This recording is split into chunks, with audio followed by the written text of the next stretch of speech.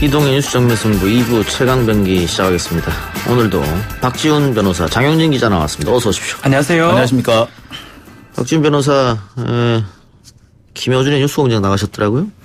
어떻게 그런 것도 아십니까? 근데 거기 나가서는 세상 착한 사람처럼 여기랑 완전 캐릭터가 다르던데. 낯가림이 좀 있어서 처음 보는 사람한테는 조금 힘듭니다.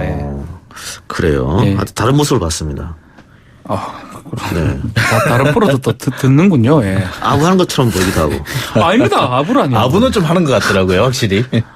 법적인 얘기를 할 뿐입니다. 저는 항상. 예. 그래요. 최근 서울 마포구 경의선 숲길 인근에서 고양이를 잔혹하게 살해한 남성이 검거됐는데요. 당시 그 영상이 CCTV에 고스란히 담겨 있어서 많은 분들에게 굉장한 충격을 줬었습니다. 제가 그 CCTV를 봤는데요. 깜짝 놀랐습니다. 고양이를 거의 패대기를 치고, 그리고 고양이를 밟더라고요. 그래서, 글쎄 너무 충격을 받아가지고, 사람이 잔인하다는 게 저렇게까지도 잔인해질 수 있구나라는 생각이 들었는데, 이 발생한 시점이 지난 13일 오전 8시쯤이었다고 그러고요. 그 당시 피해를 입은 고양이는 그 지역의 그 근처에 그 카페에서 기르고 있는 자두라는 고양이였다고 합니다. 가해자는 30대 남성이고 이 정모 씨 이렇게 알려져 있는데요. 이 정모 씨 같은 경우에는 이 고양이 개체수를 줄이기 위해서 그런 범행을 저질렀다고 합니다. 원래는 이 세제가 묻어 있는 이 사료를 줘서 고양이를 이제 사실은 독살을 하려고 했는데 고양이가 이걸 피하니까 안 먹고 도망가려고 그러니까 붙잡아서 이렇게 패대기를 친 것으로 이렇게 알려져 있습니다. 예. 너무 잔인한 영상이어서. 어쨌든 이 남성에 대한 구속영장을 청구됐는데 기각됐네요. 네, 동물보호법 위반 아니면 재물손괴법 위반 두 가지 정도로 지금 혐의를 입건을 했는데 형량 자체가 아주 낮습니다. 예. 동물보호법도 2년 이하의 징역 또는 벌금 2천 이하고요. 재물손괴는 당연히 3년 이하의 700만 원의 벌금이기 때문에 통상 이 동물을 사망케 했을 때 구속되는 사례는 극히 드뭅니다. 그래서 결국 이 사건도 구속영장이 기각된 것 같습니다. 예. 도주 우려 없고 이런 그렇죠. 걸 참작한 것 같은데. 장기 3년 이상의 범죄를 짓고 도주나 증거인멸의 우려가 있어야 되는데, 그러니까 일단 동물보호법이 되면은 이 해당 사항 자체가 없어요. 2년 이하거든요. 예. 그래서 일부러 재물손괴를 넣었어요. 3년짜리를 넣었는데 재물손괴도 이게 균형이 안 맞는 게 징역은 3년인데 벌금은 또 700밖에 안 됩니다. 균형이 좀 안 맞아요. 그럼 이 재판에 가더라도 징역형이 나오긴 어렵겠네. 징역형 나온 사례가 거의 없습니다. 벌금 아니면 집행유예가 나올 가능성이 높습니다. 예. 그러니까 지금까지 보면은 총 1,546건 정도로 지금까지 입건이 돼서 이 중에 단 한 건만 구속이 됐다고 그래요. 그러니까 계속해서 상습적으로 동물을 학대하거나 살해한 경우에만 이 구속영장이 발부되고 이 동물학대 혐의 자체로 구속영장 발부되는 사례가 대단히 적습니다. 근데 외국 사례 이렇게 살펴보니까 이 동물학대를 했던 사람들이 나중에 조금 더 이게 범행이 더 나쁜 쪽으로 발전하는 경향이 좀 있더라고요. 그렇죠. 그 징조라고 하거든요. 예. 그러니까 성향 자체가 동물에 대해서 살해를 한다든지 학대를 한다든지 그게 사람에 대한 그걸로 간다고 많이 보기 때문에 미국이나 이 주에 따라서 아주 엄하게 처벌하는 주도 있습니다. 예. 근데 우리나라 법은 기본적으로 동물을 제물로 보는 그런 법 체계에서 시작되기 때문에 예. 그것 때문에 결국은 아직까지도 체계도 안 맞을 뿐더러 가중돼서 처벌되기는 어려운 그런 상황입니다. 이 보통 이 범죄자라는 것이 대체로 본인이 가지고 있는 심리적인 어떤 불만이라든지 이런 것들을 약자한테 쏟아내려고 하는 그런 경향이 있습니다. 그것이 범죄로 발전하게 되는데 그 약자의 가장 시초가 사실은 동물인 거죠. 그래서 그 동물에서 그 다음에는 어린이, 그 다음에는 여성, 노인 이런 형식으로 발전한다고 볼 때, 이 동물학대가 이제 범죄 시초, 각종 흉악범죄 시초라는 그런 인식을 좀 했으면 좋겠습니다만 아직까지 우리나라에는 그런 인식까지는 도달하지 못한 것 같습니다. 알겠습니다. 지금 많은 분들이 또 팟빵 라이브가 안 된다고, 팟캐스트가 안 된다고 하시는데, 팟캐스트 라이브가 안 될 때는 이 예스 앱, YTN의 예스 앱으로 들어오시든가 아니면은 YTN 보이는 라디오 아니면 유튜브에 이동형 TV 검색해서 들어오시면 생방송. 비가 와서 안 되는 건가요? 네? 자주 안 됐어요. 뉴스공장 가서 일했습니까? 아니요. 아니 아쉬워서 그럽니다. 아쉬워서. 이 작가 방금 인상 확 돌아갔는데요. 예, 알겠습니다. 다른 얘기 해보죠. 예. 어제 인터넷상에서는 충북 충주의 한 카페에서 이른바 하이 실종 차림으로 주문하는 남성의 사진이 하루 종일 논란이 됐다고 하는데 이 어떻게 된 일입니까? 그래서 저도 보고 대단히 황당했습니다. 이렇게 정말 깜짝 놀라는 상황이었는데, 그러니까 정말로 아래 이제 그 하의를 하나도 입지 않은 것으로 이제 알았어요. 근데 보니까 이게 어제 오후 4시 충북 충주시 중앙탄면에 있는 한 카페에서 엉덩이가 드러나는 옷차림을 입은 남성이 음료를 주문해서 가져갔다고 합니다. 그러니까 소위 말하는 그 티팬티를 입은 거죠? 팬티. 알고 봤더니 이제 티팬티였던 거죠. 이제 사람들은 이제 이 사람이 하의를 입지 않았다라고 신고를 했는데 알고 봤더니 하의를 입긴 입었던 겁니다. 티팬티를 입었던 걸로 돼 있고, 그다음에 그 다른 옷도 사실은 입었다고 그래요. 그러니까 살색 그 타이즈라고 하나요? 예, 그런 것도 입었었다고 합니다. 예. 근데 이 해당 카페 주인이 이 남성을 업무 방해 혐의로 고발했는데 이런 일을 이 사람이 여기서만 처음 한 게 아니고 다른 지역에서도 했다 그래요. 자주 그런 행동을 했는데 업무 방해가 되려면 위력 또는 위계를 이용해서 업무를 방해해야 돼요. 예. 티팬티를 입고 그때 그 옆에 있는 손님들이 놀랬겠죠. 도망가거나 예, 예. 이러진 않았습니다. 다른 상황이었어요. 예. 뭐 업무에 방해됐던 측면이 없기 때문에 업무 방해죄 성립하기 좀 쉽지 않아 보이고요. 이 남성은 여기 말고도 많은 곳에 가서 이렇게 하고 영상이 좀 촬영이 됐다고 합니다. 그럼 업무 방해죄는 성립이 안 되고 네. 신체를 과도하게 노출했을 때는 공연음란죄가 있습니다. 예. 공연음란죄는 공연한 장소에서 음란한 행위를 해야 돼요. 음란한 행위. 행위를 해야 되는데 이 사람 아무런 이 행위를 하지 사람 않았다. 그냥 티팬티 입고 주문했어요. 예. 그러니까 행위가 없기 때문에 그것도 성립하지 않습니다. 공연 음란죄도 해당이 안 되고 네. 그럼 뭐 어떻게 처벌합니까? 경범죄상의 가다 노출죄가 될 수가 있는데요. 경범죄는 그 스티커 하나 밟아는 예, 거잖아요. 범칙금 네. 8만 원 정도 됩니다. 그것도 저는 안 될 것 같아요. 안 될 것 같아요? 이 왜냐면은 예. 이분이 이제 그 알려지기엔 또 티팬티라 그랬는데 경찰 조사에서는 티팬티가 아니라 아주 짧은 핫팬츠였다는 거죠. 그러면 뭐 그러니까 사실 옷을 입었다는 것이고, 그리고 이게 자기가 하의를 안 입은 게 아니라 살색의 스타킹을 신었었다라고. 그러니까 소위 말하는 이제 몸매 보정 속옷 같은 걸 입었었다라는 거죠. 예, 그렇기 예. 때문에 사실 그렇게 얘기하면은 안 옷을 돼요. 입긴 입은 거예요. 그러니까 저 수영장 같은 데 가면 그런 옷 입는 사람들 많잖아요. 예. 뭐 장소가 뭐 그런 장소는 아니지만. 근데 이분이 상당히 좀 의도성은 좀 있는 것 같습니다. 사실 이렇게 이날만 해도 원주에서 오전에 이 같은 옷을 입고 돌아다니다가 오후에 또 충주로 간 거거든요. 그러니까 원주랑 충주가 좀 가까워요. 그러니까 보면은 강남하고 분당 정도 거리가 되는데 거기서 그걸로 이동하면서 했다는 거면 나름 이 사람이 뭔가 의도를 가지고 한 건 분명히 보입니다. 두 가지 정도 좀 생각이 듭니다. 예. 첫 번째는 뭐 정신적인 어떤 질환이나 이런 게 있을 수도 있고요. 예. 두 번째는 저 이런 가능성이 좀 있어 보이는데 여성들은 그런 옷을 입는데 남성은 이런 거 입으면 안 되냐 이런 어떤 퍼포먼스 같은 개념에서 했을 가능성도 있지 않나. 어쨌든 제가 봤을 땐 범죄는 될 여지가 없어 보이거든요. 보기에는 아마 그 정신적 문제라기보다는 두 번째 말씀하신 저는 그 생각이 듭니다. 여성들은 뭐 이렇게 짧은 옷 입는데 남자는 입으면 안 되느냐 뭐 이런 취지가 아니었나라는 생각이 저는 조금 그쪽으로 조금 온 더 도시 다 가면서 네. 퍼포먼스 하는 그런 상황으로 보입니다. 경찰 조사에서 왜 이렇게 했는지 이야기 안 했대요? 뭐 별 얘기는 안 했어요. 그냥 자기는 그냥 지금 얘기한 것처럼 타이즈도 입었고 뭐 경찰이 묻는 거는 뭐 범죄에 관련된 묻기 때문에 내 취미고 내 그래요. 기호다. 내가 내 옷을 입었는데 무슨 의도가 있느냐. 예. 알겠습니다. 어쨌든 처벌하는 건 없다. 하긴 어렵다. 음란한 행위를 하지 않았습니다. 예, 예. 예. 자, 피에로 가면을 쓰고 원룸에 침입하려다가 택배를 훔쳐가는 듯한 모습이 담긴 CCTV 영상이 공개돼서 상당히 논란이 됐는데 이거 자작극이었다고요? 요새 참 저희가 이 자리에서 그 소개하는 사람들마다 이제 좀 이상한 사람들이 너무 많은데요. 예.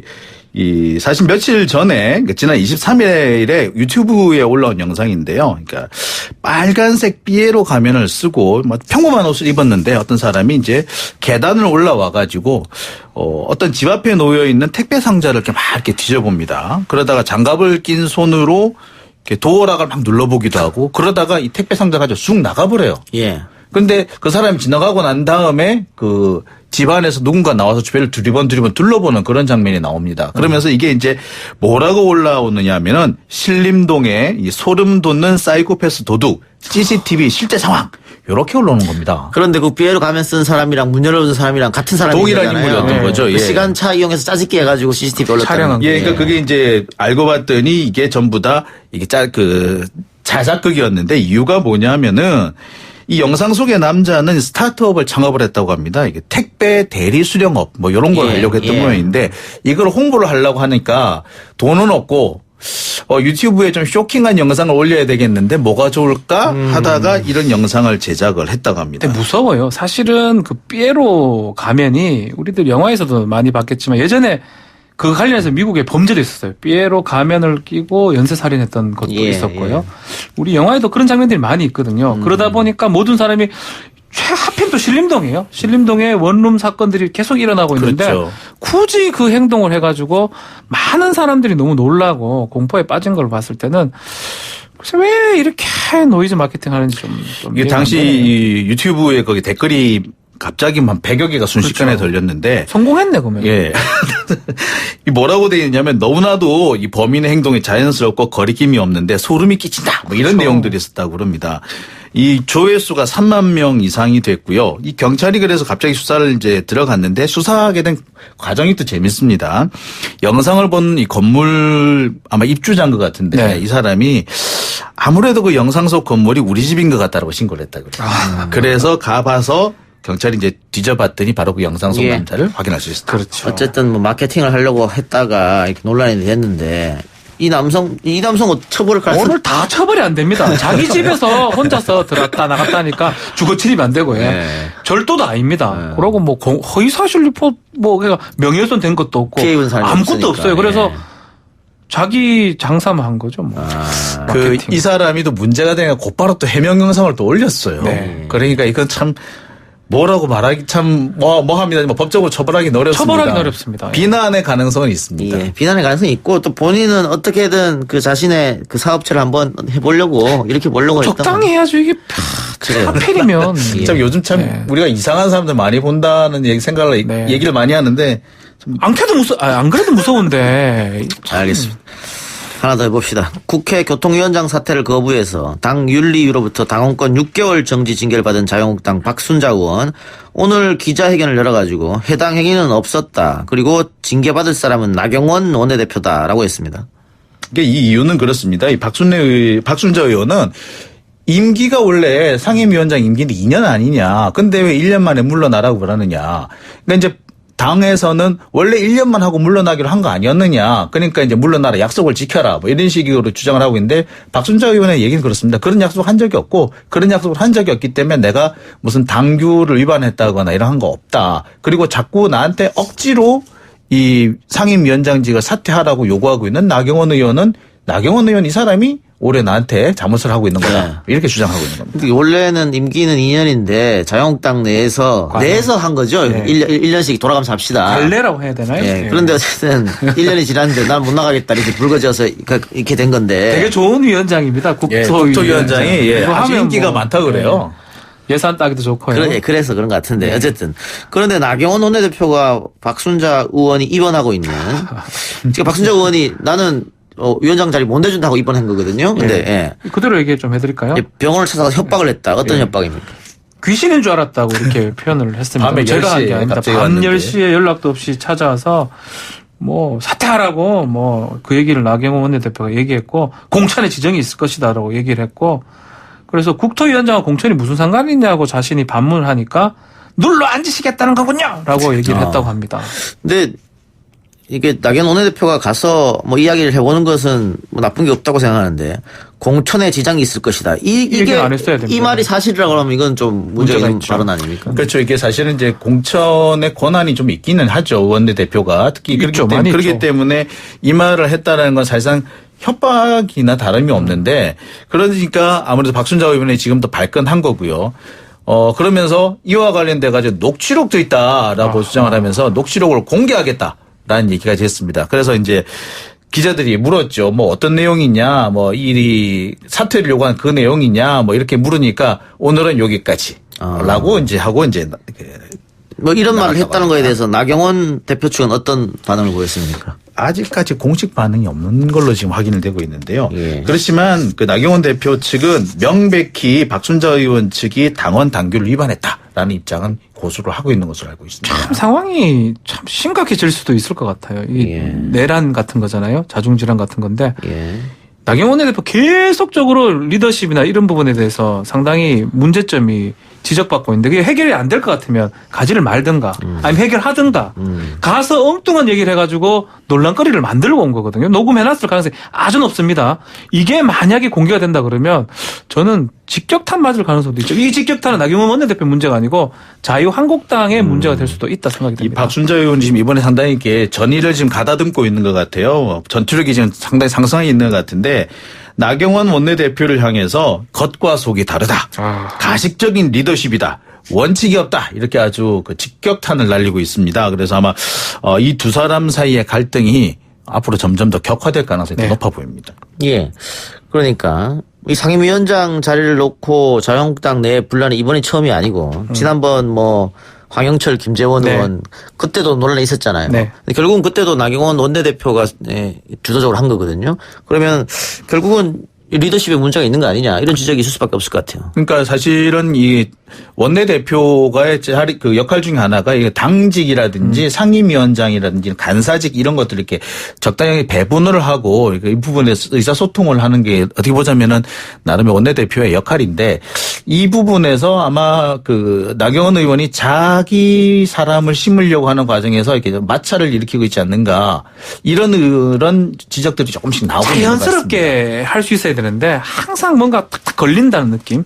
그게 결국은 리더십의 부재로 이어진다 이렇게 생각이 됩니다. 박순자 의원은 당의 징계 불복해서 재심 신청을 한다고 하는데 어떻게 될까요? 이거 하면 자료 낼 것 같아요. 제 생각에는. 아마 저희 나경원 의원에 대해서 어떤 그 타격을 미칠 그렇죠. 수 있는 정치적 타격을 미칠 수 있는 어떤 자료를 내지 않겠느냐라는 생각이 드는데요. 근데 문제는 그렇다고 하더라도 과연 이것이 실제로 이렇게 그 변화를 줄 수 있느냐. 징계에 대해서? 예, 징계에 대해서 변화를 줄 수 있느냐. 이 부분은 또 아닌 것 같아요. 결국에는 보면은 박순자 의원이 그 국토위원장직을 내려놓지 않는 이상 아마 이 징계는 계속될 가능성이 현재로서 높아 보이고 그렇게 되면은 박순자 의원과 나경원 의원 사이의 어떤 갈등은 더 커질 것으로 보입니다. 그리고 지금 자유한국당 내부에서도 황교안 대표나 나경원 의원의 리더십에 대해서 도전을 하겠다. 이번 기회에 이런 분위기가 적지 않은 것으로 봐서 글쎄요. 좀 얘기가 심각해질 수도 있을 것 같습니다. 알겠습니다. 두 분 말씀 오늘 감사합니다. 고맙습니다. 고맙습니다.